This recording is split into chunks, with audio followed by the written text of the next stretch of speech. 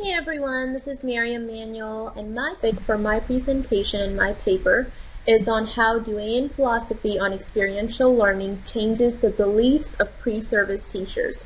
Just a little bit of background. I know we all know each other, but still, I work for a STEM pre-service teacher preparation program at University of Houston. And so this topic was of particular interest to me because it can be applied to what I want to do in my work as well. So as far as the introduction for it goes, there's a lot of research, and I'm going to share it throughout, and it'll be in my references as well, that supports the assertion that teachers' practices are linked to their experiences as a student. We all know that if as students they've only been exposed to lecture-based instruction, then that's more than likely what teachers are going to turn to, and that's what, frankly, a lot of us were exposed to as well. So how do you change that? How do you change those beliefs that they bring in? There's also, the idea that if you do hold a constructivist philosophy, then you're more likely to infuse inquiry-based instruction in your classroom. And again, that makes sense as we've all worked on our theoretical foundations and our practice statements. We know that we can relate those views to what we do in the classroom, partly because we at some point were told about those views and had someone utilize those with us through some type of professional development, pre-service teacher program, master's program. At some point, someone actually brought forth those views in front of us and actually showed us how that could possibly be done. So let's define beliefs, right? So over here, Zhang defines it as permeable and dynamic structures that act as a filter through which new knowledge and experience are screened for meaning. And then they also, another author also compares it to a personal guide that you use to define and make sense of the world around you. And again, if all you've ever known is this deductive, structured, lecture-based instruction, then that's what you're going to consider is how teaching is done. So I really, really like this quote, and what you'll notice is a lot of my presentation, I've just taken out quotes from different sections of my paper, and I'm discussing them. So in constructivist learning theory, beliefs are indispensable. And what that means to me is if we really do want our pre-service teachers, or really anyone that we're training, a lot of you guys do professional development, then we need to be aware and cognizant that they're bringing in beliefs, and how do we find out what those are, and how do we bring that conceptual change in? So over here there's another quote that says, the earlier a belief is incorporated into the belief structure, the more difficult it is to alter. And that makes sense, right? Which is why so many of us bring in our beliefs that we've sort of developed and formed from childhood onwards.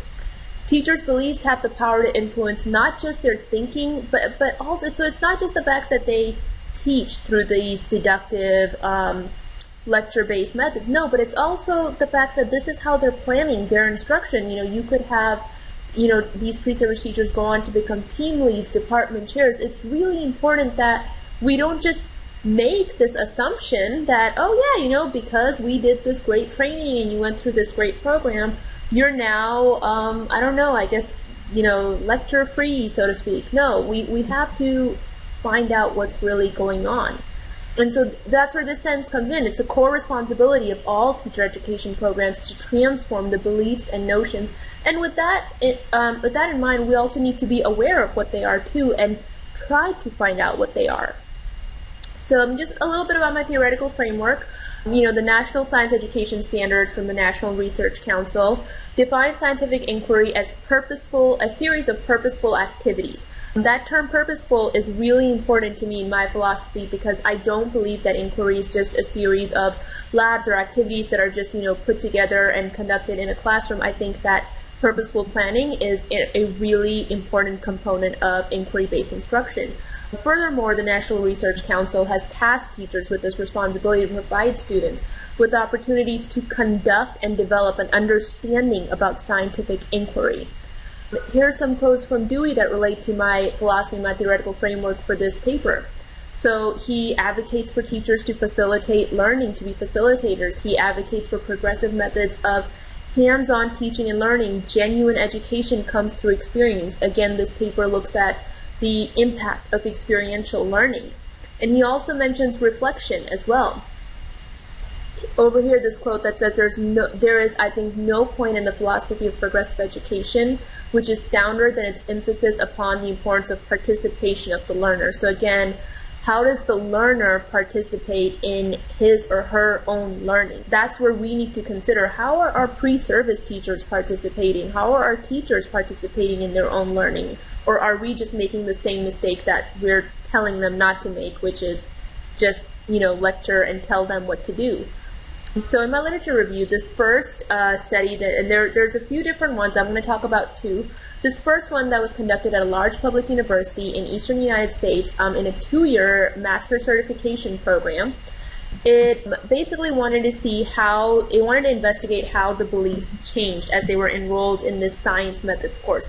What they found at the end were that their teachers' views did change. And again, I'll be glad to talk about how they did that, the methods and all, for time's sake purposes. I'm just going to the results.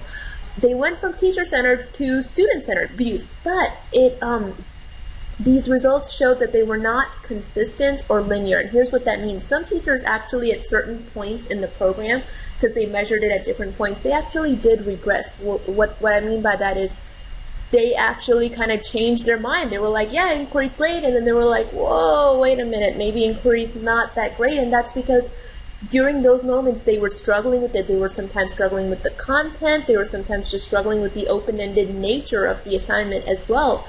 And so what they find is that, that cognitive dissonance that even our students experience, where they do struggle with it in the science classroom, that's really what's happening here as well. So even though it may not seem normal, so to speak, it actually is based on everything we know and understand about what students go through in scientific inquiry.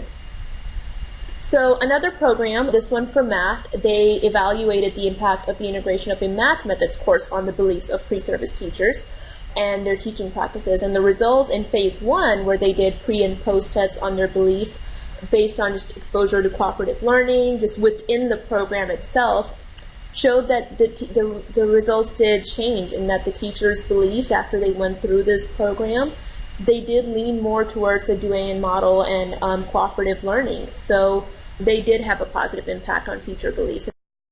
So Dewey mentions that, we can't just focus on the past. Yes, it informs what we're doing, but we also need to consider what's happening in the present. And nowhere more than pre-service teacher education, in my opinion, I feel are these current reforms in education more relevant and more important. Evidence does suggest, based on what we just talked about, and like I said, I've got more in my paper as well, that yes, you can change these beliefs, which are really difficult to do, by the way, during a pre-service teacher program by exposing them to experiential learning. They have to experience, they have to be a part of this inquiry. We've read some papers as well about conceptual change in our other classes, and yeah, they do need that first-hand experience. But one thing that I feel like is missing, there's this gap, this implication for research, is that we need to assess teachers' beliefs on experiential learning as well as their implementation of it when they enter the classroom. It's great that we're changing these beliefs in the program, but what happens after that? That's the part that's so interesting to me. And it's harder to track. It's harder to track because, teachers, you would have to keep up with where they're going. You would have to go possibly, do some video recording, have surveys, all that stuff. But I think it's a worthwhile study if you really want to evaluate the efficacy of your program. And more so, Dewey talks about growth, right? We hear so much about growth mindset now, but Dewey spoke on that a long time ago. And I think that if we want to follow the steps of Dewey and we want to embody his philosophy, then we need to evaluate our success in doing that. And for me, for the program that I work for I think all of us, that means, questioning our own efficacy as is part of what Dewey told us to do. He said, as the teacher, you're a learner without knowing it, and the learner can become the teacher. And so I think with that in mind, as educator of teachers, we have to continue to learn from them and inform our practices as well, especially if we expect them to do the same thing with their students one day. Here are my references. I don't expect you to read all that, but if you want more details on anything that I mentioned, just let me know. I'd be glad to share my paper with you. Thank you.